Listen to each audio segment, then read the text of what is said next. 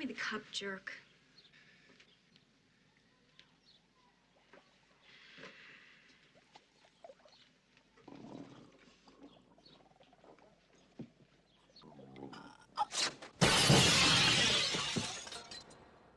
Oh my God.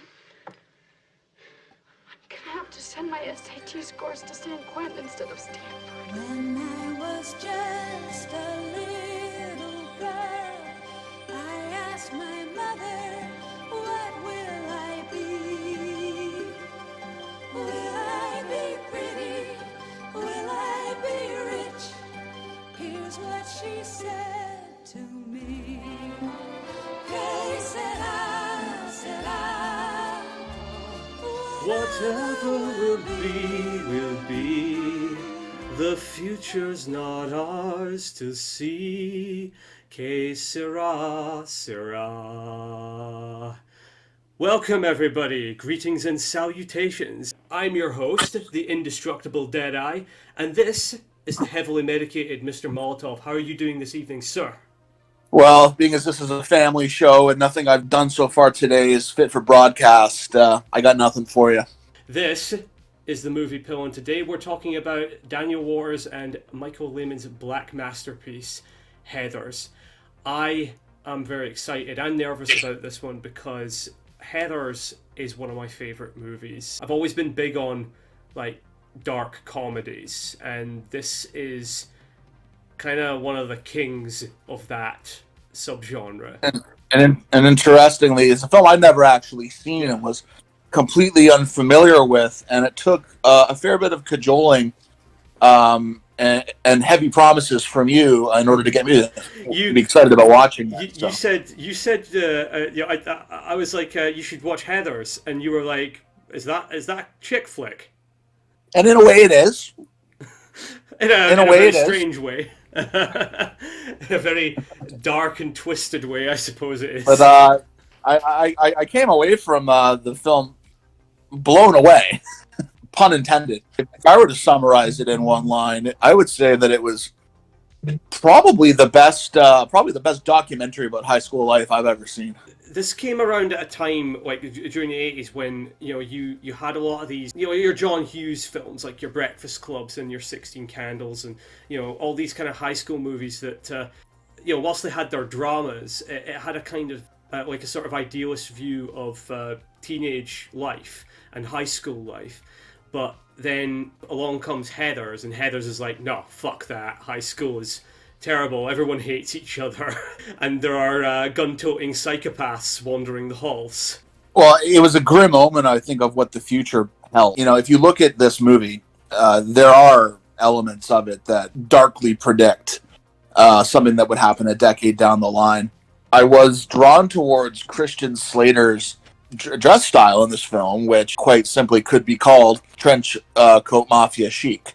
What this film is about is you've got Winona Ryder, who plays Veronica Sawyer, and she is a sort of honorary member of the Heathers crew.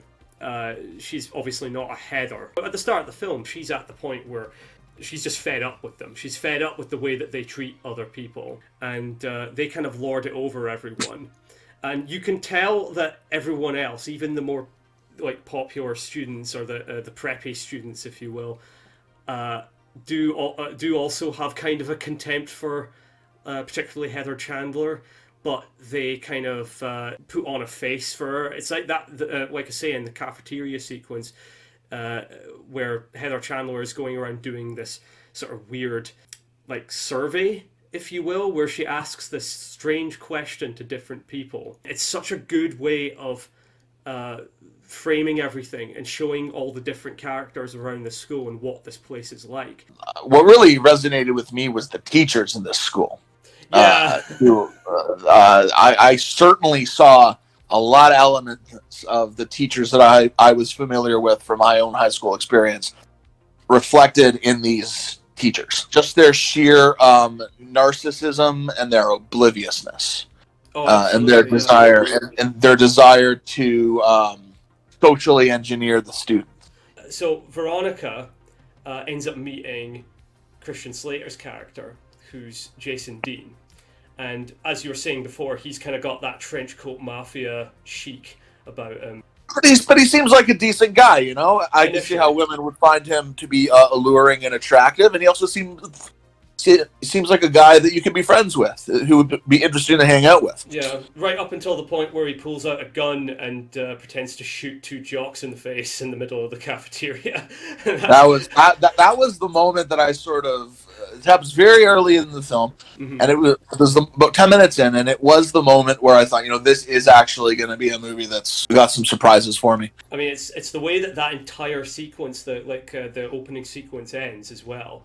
And it pretty much sets the tone for the rest of the film. With Christian Slater, I like to say that he's part of what I like to call the rat face pack. He's it's him, Jack Nicholson, probably Steve Buscemi. He's got a bit of a rodentish vibe about him, and also Billy Drago.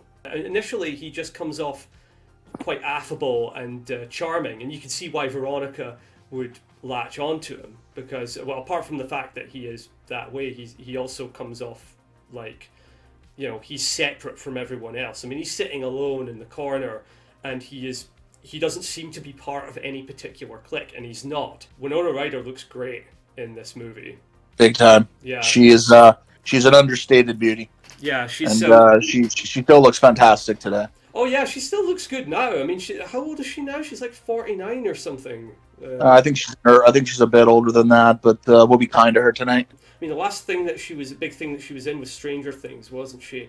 And there was that whole, was it the Emmys? I can't remember. I believe it was the Emmys, yeah, where the fellow who plays Jim Hopper on Stranger Things got up and made a ridiculous speech, and she just looked so profoundly confused and uncomfortable. Yeah, she's doing the sort of thumbs up thing, going, yeah, like, somebody get me out of here.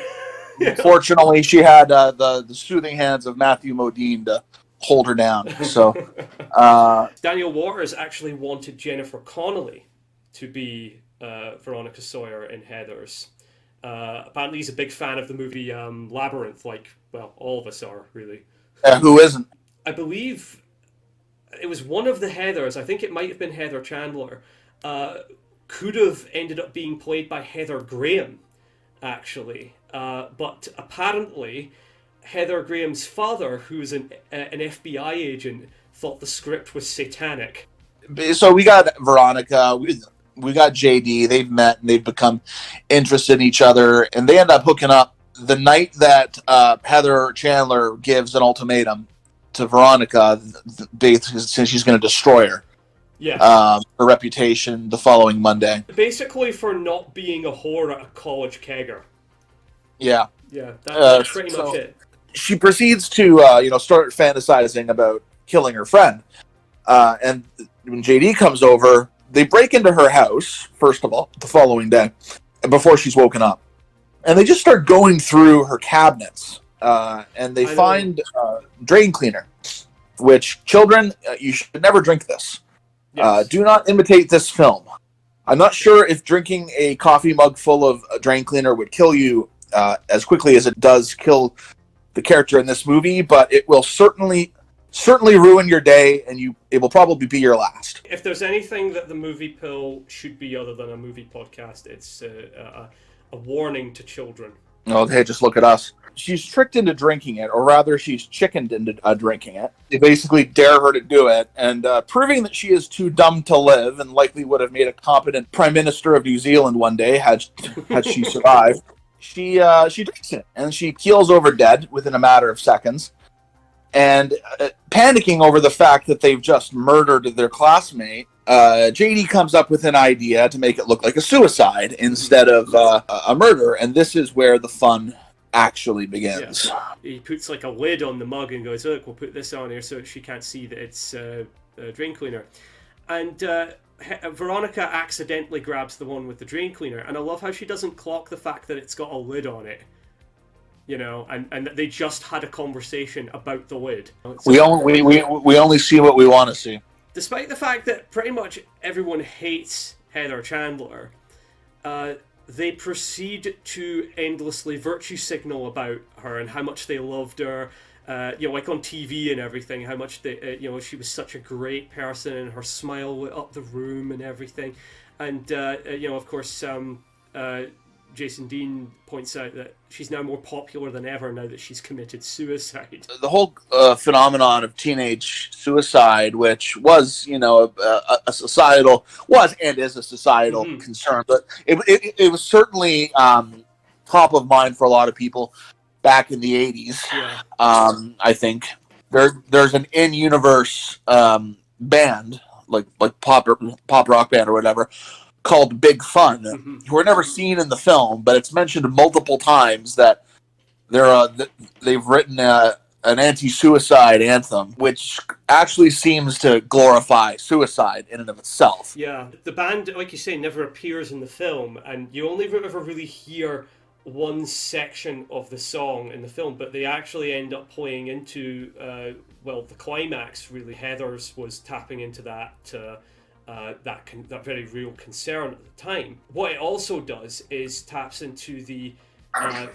once again, and this is one of the reasons why this film is I think so timeless, is because of how everyone just runs to the media, particularly Heather Duke, played by Shannon Doherty. Essentially, the press ends up glorifying it, even if they don't intend to. They end up sort of glorifying it. They give this kind of attention to the suicide, and yeah, you can imagine that a lot of sort of down and out, depressed and neglected kids might look at that and go, yeah, that's what I need to do. As one of the more ridiculous teachers in the film says, the decision to commit suicide or not is the most important decision of any teenager's life. The fucking hippie teacher. Oh my god, dude! Like you were talking about with the teacher group earlier. For the most part, they come off very uncaring and oblivious. You've got this one hippie teacher who is sort of incensed by how much they don't care. She ends up being the one that's sort of trying to get everyone to open up with their feelings, and it's the sort of thing you'd find in American public school these days, frankly. But just taken to an even more ridiculous extreme.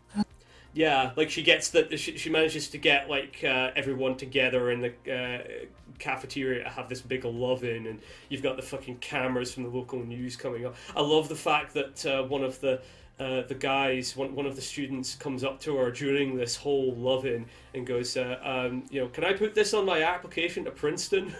Anything will get you into Princeton. So anyways, after they end up killing Heather Chandler, yeah, JD and Veronica become a thing, and the movie sort of seems like it's going in a more of a satirical direction, which it does, but you think the violence is over when it's not. Because at Heather's funeral, they note that the two jock characters, there's Ram and I forget the other guy's name. Curtin Ram, who have been picking on kids in the background the whole movie. Yeah, they beat up some kids at the funeral who dare stand up to them. So they so they end up being targeted for the next hits. And even though Veronica doesn't really think of it as being murder, she thinks that they're sort of joking with them, and they're gonna get them in a compromising position, make it look like they're homosexual lovers. And in a true display of magical thinking, Christian Slater's character JD tells Veronica that these are magic Nazi bullets. Yeah, that, what's great? From World War II that will pierce the skin and knock you unconscious. So again, we only believe what we want to believe, right? Exactly. As Veronica really gets driven home, she trusts JD and wants to follow where he leads on this. So she believes this magical story about bullets that won't kill you if you shoot them at people. They lure Kurt and Ram into the woods with the promise of having a threesome with her. She gets them to strip naked, and then Christian Slater just pops out of the bushes wielding a giant gun. Yeah, that fucking thing is massive. He got it looks like he got the fucking 44 from Dirty Harry. One of the really funny things is that it's the way that they decide that they're going to make it look like Kurt and Ram are homosexual lovers. Is that unfortunately we have an outside consultant that we're going to bring in to verify some of this evidence that they intended to plant around the scene. I think now's a good time to introduce our good friend, Nova. So, Mr. Nova, how are you doing today? I'm Jim Crack and Dandy.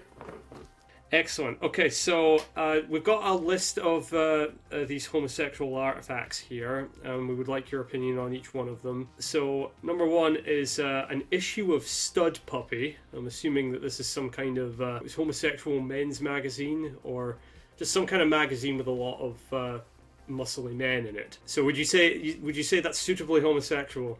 It does certainly sound that way. I'm not sure if there's necessarily a publication that is about that I can see that is real, yeah, but it certainly sounds homosexual. Well, I'm not sure it even exists, but at any rate, it sounds homosexual, and that's all it really needs. The next one is a candy dish. Candy dish. Yeah, it's just like a heart-shaped box of candy or chocolates. That doesn't seem overly homosexual to me. That seems like you could purpose that for entirely heterosexual interaction. I mean, could it easily be, twisted to be homosexual though?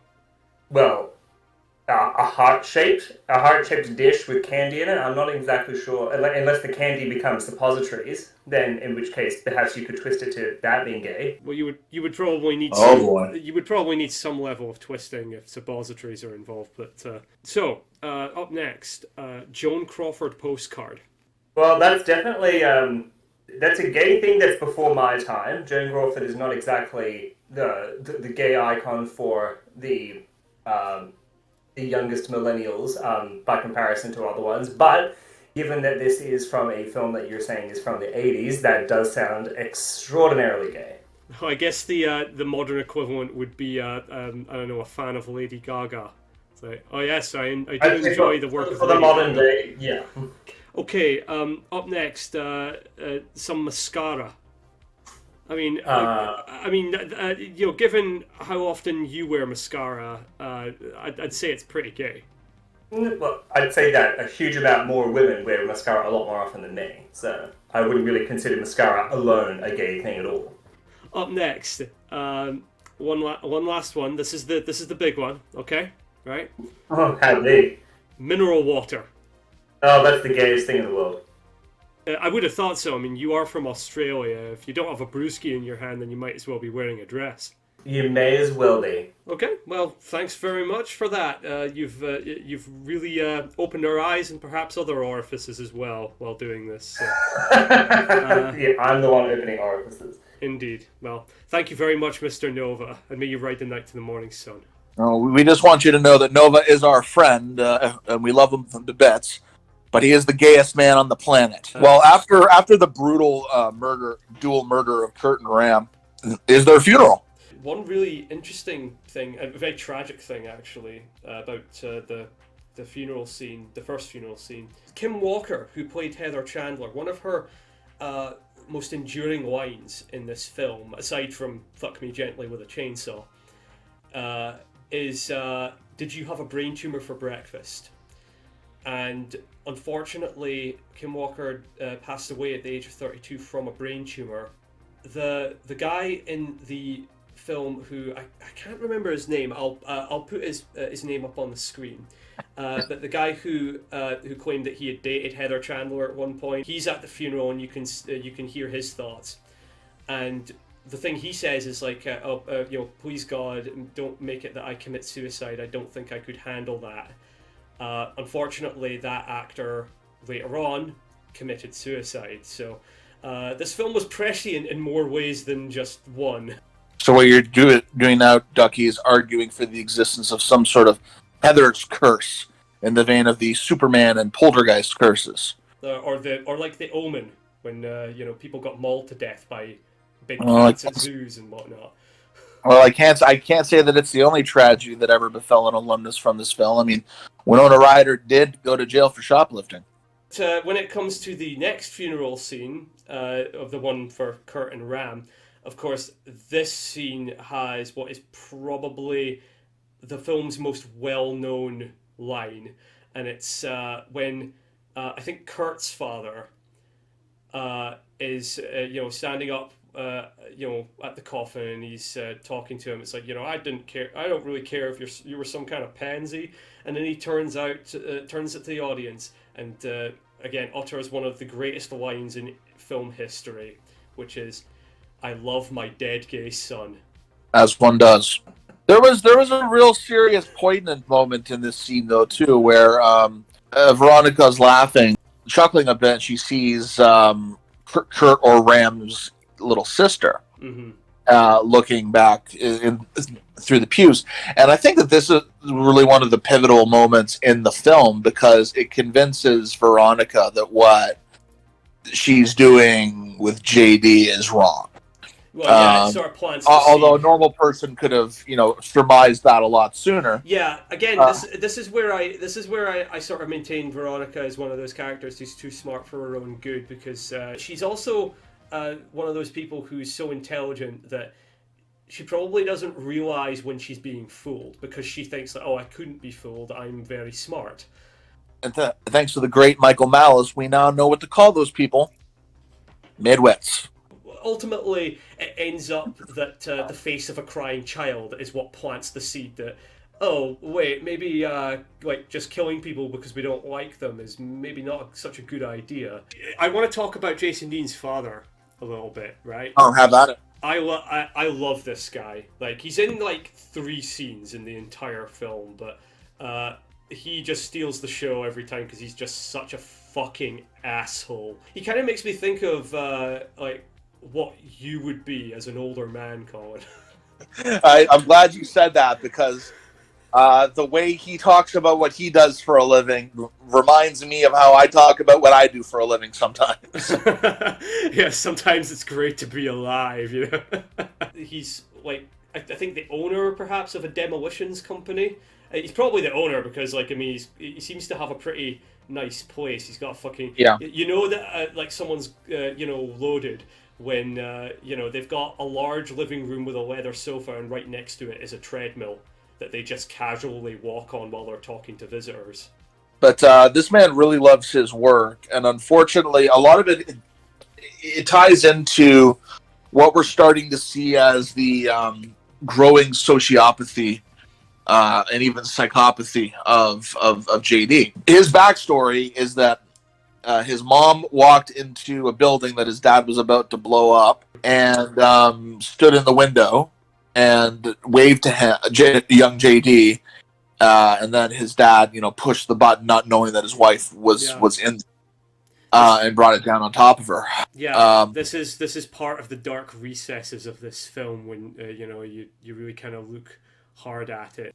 So I mean, he hates his father for this, and there's an odd relationship between the two of them. They address each other as if the other one was the parent and the child. Yeah, like, in a sort of... yeah, he comes in and he's like, "Hey, Dad, how was work?" But it does come off very performative. And you can tell that he doesn't like his dad, and that his father doesn't really know what to do with him. Well, yeah, exactly. Winona Ryder has this line when she asks, like, "Do you even like your father?" And JD just goes, "Well, I've never given the matter much thought," which is kind of... And that's right where they break up. And this is where the movie really takes a darker turn.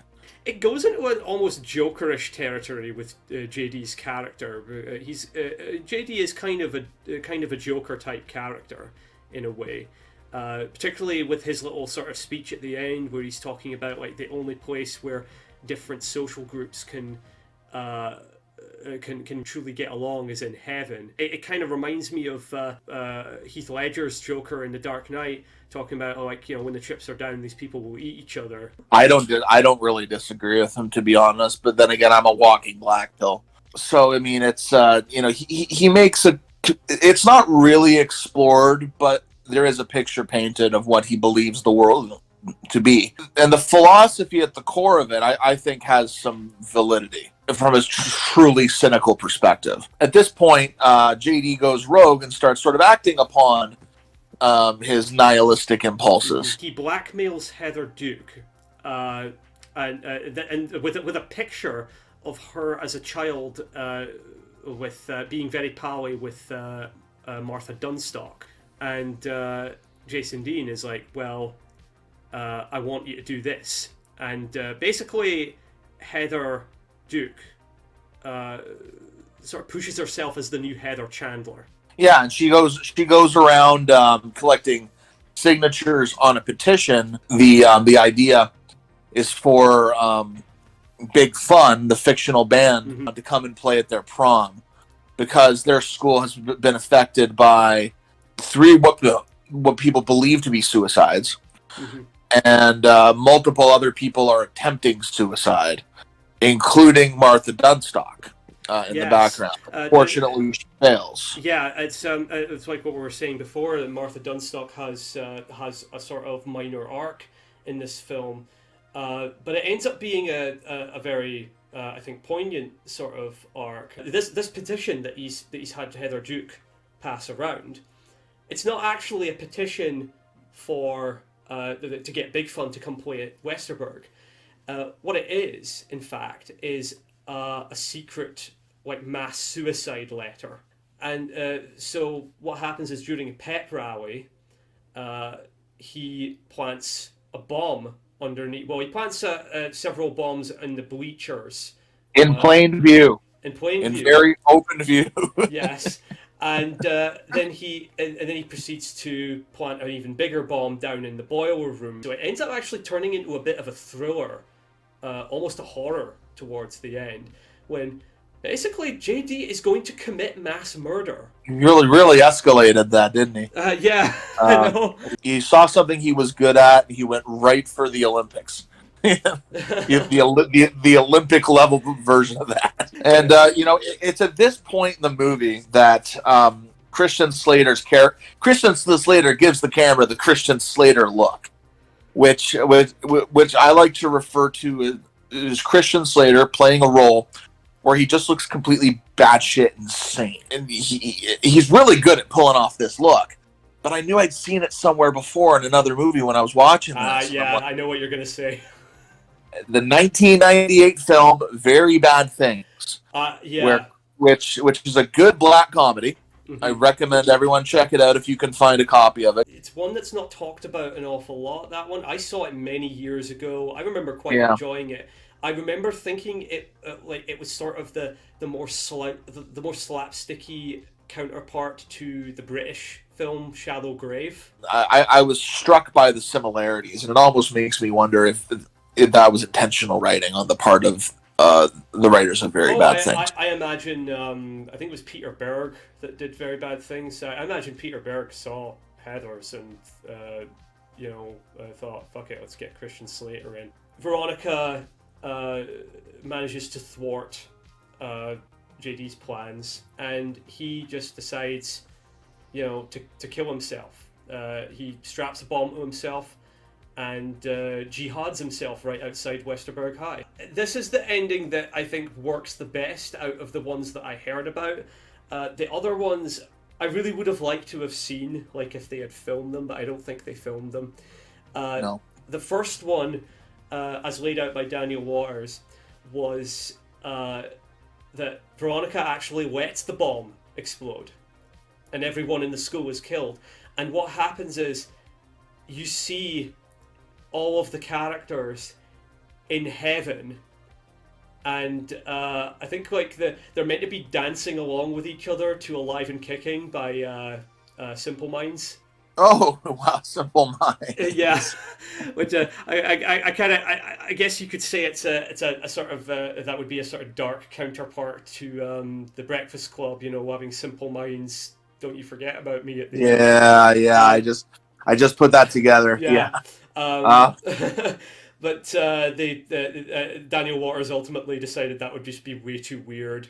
The other one, And I'm not entirely sure about of whether Daniel Waters was joking when he laid out this ending or not, but here it is.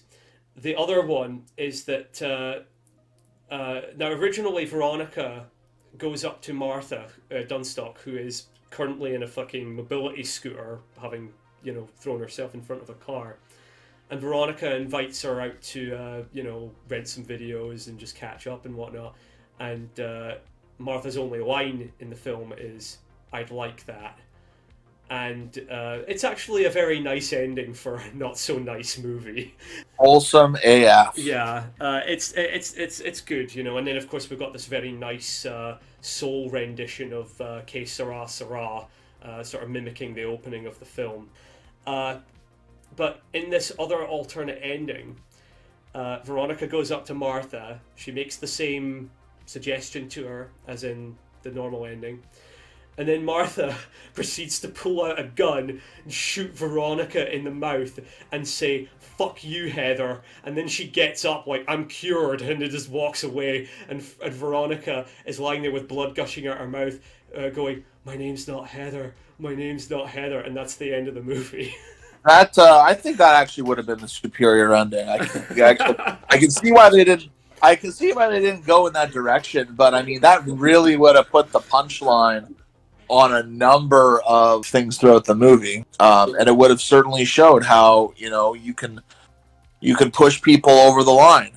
This movie really did predict a lot of high school violence in the decades ahead. Oh, absolutely. In fact, another thing that I heard about from the director, Michael Lehmann, apparently he was I think it was after the Columbine shooting.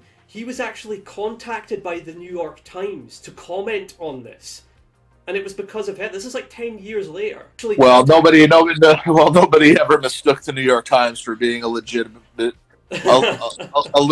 source of quality journalism. It's like we were saying before. Yeah, the film is very prescient in that regard. I mean, I just do not think you would see a movie like Heathers now that takes on such not at all matter. At least not in such a seemingly at least a seemingly politically neutral fashion. It's very rare that we even see a dark comedy come out of Hollywood anymore. For one thing, dark comedy is challenging. It expects something of the audience. Yeah. And it will leave you with a bad taste in your mouth sometimes, and they're not for everyone. Absolutely. And on the other hand, the ideological shift in Hollywood towards being woke at all costs really took the teeth out of any comedy that they could produce, because part of the pillar of comedy is you have to risk being offended, and it's even better if you are offended. Mm-hmm. I can't remember the last teen sex romp film that came out. I can't remember really any comedies in the vein of the ones that used to be cranked out. They weren't all gems, but some of them are classics. Old School is a great example of that. And I think the director of Old School, I forget his name, but he went on to direct Joker in 2019. Which is such a complete departure from his earlier work. Yeah. And he left directing comedies because he said you can't create comedy anymore in Hollywood. Well, Michael Lehmann even himself said that it's harder to do satire now. He went on, Michael Lehmann for his part, he went on to direct a film that I actually saw today called Meet the Applegates, which is a satire in and of itself. And he then, for better or worse, him and Daniel Waters went on to do the Bruce Willis vehicle Hudson Hawk, which I don't know if you've ever seen Hudson Hawk. No, I'm not familiar with that alliterative fellow. It's I'll just say it did not do well either critically or box office wise. Daniel Waters, of course, went on to do Batman Returns and Demolition Man, my favorite documentary. And in a weird sort of twist of fate, if you will, his younger brother, Mark Waters, was the director of Mean Girls. Might not be my cup of tea, but it is a fine film. It's Mean Girls is an okay sort of film. I remember it being quite funny. You could say that it was almost the Heathers of its time, but obviously nowhere near as dark, nowhere near as biting or Yeah. satirical. I mean, this was a dark movie. I mean, Yeah. there is I don't want to understate it. I mean, it has a surrealness to it Oh yes, it's at certain points. And, one scene that really jumped out at me was where Veronica fakes her own hanging in order to get JD to give us an exposition dump. And her mom walks in and has a what I like to refer to as a Sayori moment.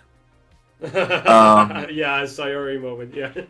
And that's every parent's worst nightmare. It's done in such a fashion that, like, I mean, it's comical, but you could almost imagine being in her position and seeing that in front of her and being like, "Oh my fucking god!"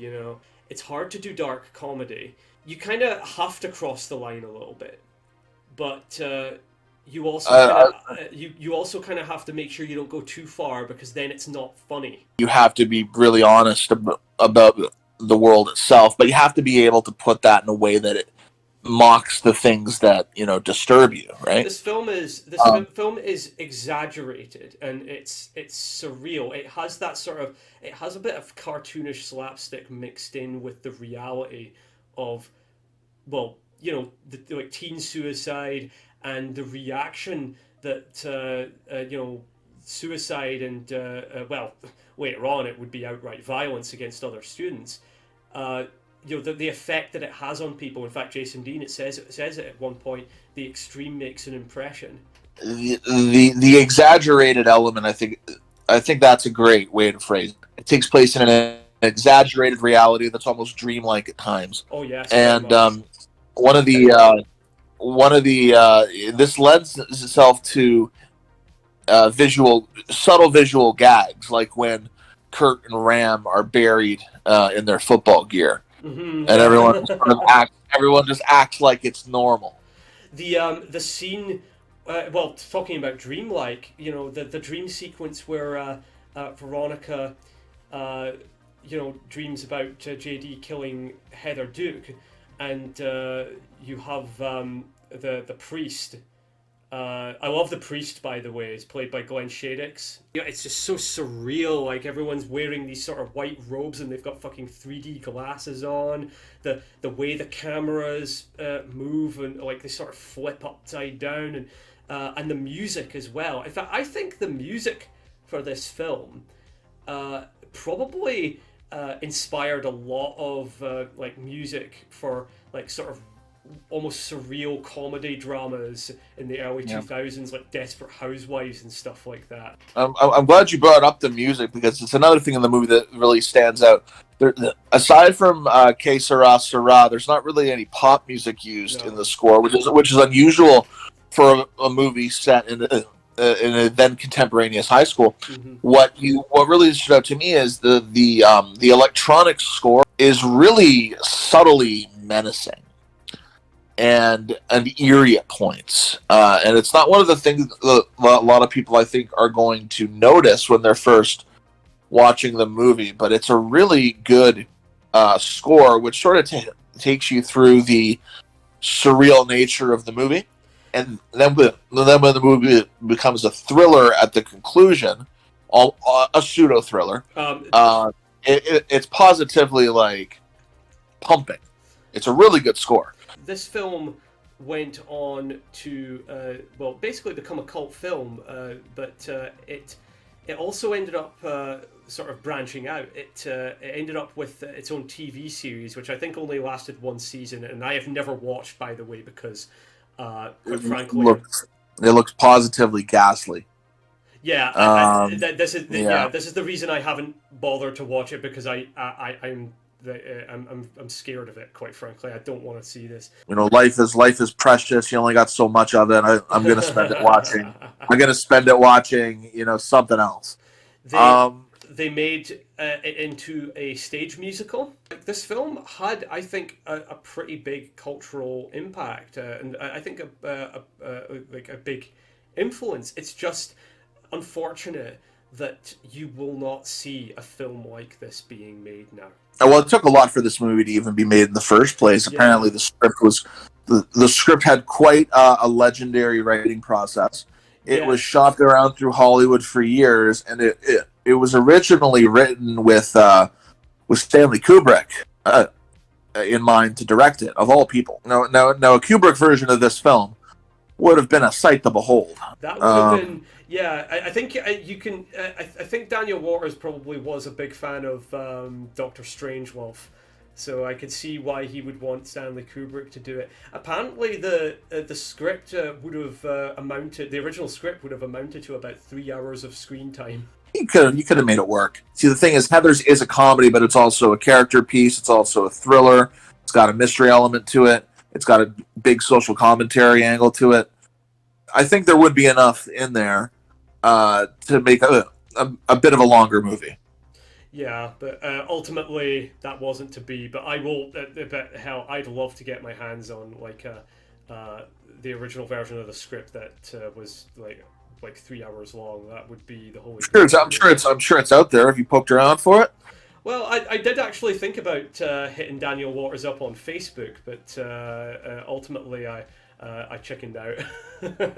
You should. He'd probably be happy to hear from you. He actually directed a couple of movies. One was called Happy Campers, which was like a dark comedy set in a summer camp, and another one was called Sex and Death 101, which I think had Winona Ryder in it. I never saw either of those. I'd like to at some point, but I can't fucking find any copies of them. In that case, I would like to note for the audience, do not write down the evidence of your crimes in your diary. especially not any murders that you may have committed or conspired to commit. It's just not a good idea. But if you're going to do it, all right, then at least make sure that you write it down in the largest, most illegible handwriting that you can, like Veronica does in this film. As someone who has seen this film for the first time, what is your summing up of this movie? Brilliant. It's a brilliant film. I mean, it's rare that I would give any movie 10 stars out of 10. But I do consider this to be a genre-defining classic. I don't like comparing different genres of movies to each other, so it's unfair to compare this movie to, like, The Godfather or like The Shawshank Redemption or something like that, right? But this is a perfect movie. You will go in if you go into it and let the movie take you into its world. It will make an impression on you. Everything works. I'm really glad that you've said that, dude. I was kind of I was kind of nervous that you'd come back and go, yeah, it's all right. And we're like, okay, we're just kind of sitting here. There's a lot here, and I really did like this movie quite a lot. Thank you for pointing me in its direction. Well, you're welcome, dude. For my own part, I mean, obviously, there's no secret that I love this film. It's been one of my favorites for as long as I can remember. As a writer, I think that this is the film that's probably had the most influence on me. Just in the way that it's structured, the way that the characters interact with one another, the humor. I like to think some of my own style. I think I've probably cribbed in part from this film. And that Michael Lehmann himself, the director, has said that he was spoiled by the script for this film because he never thought that he had the opportunity to direct such as good a script as Heathers. If you're into your black comedies, hell, if you're into your 80s teen movies, but you want something a little different, something that's a bit more, dare I say it, subversive, Heathers is the movie for you. So, once again, this has been another edition of the Movie Pill. I've been your host, Deadeye Ducky. This has been the heavily medicated Mr. Molotov. Say bye to the people. Stay based and movie pilled. And may you ride the night to the morning sun. So, Pate?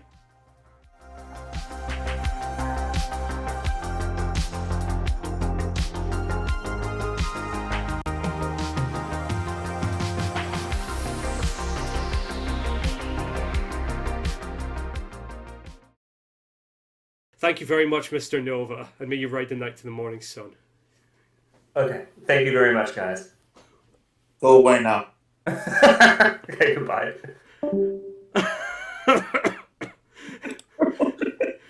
Okay. Go away now. Oh, he actually did it as well. I didn't expect him to just fuck off. That was the perfect ending.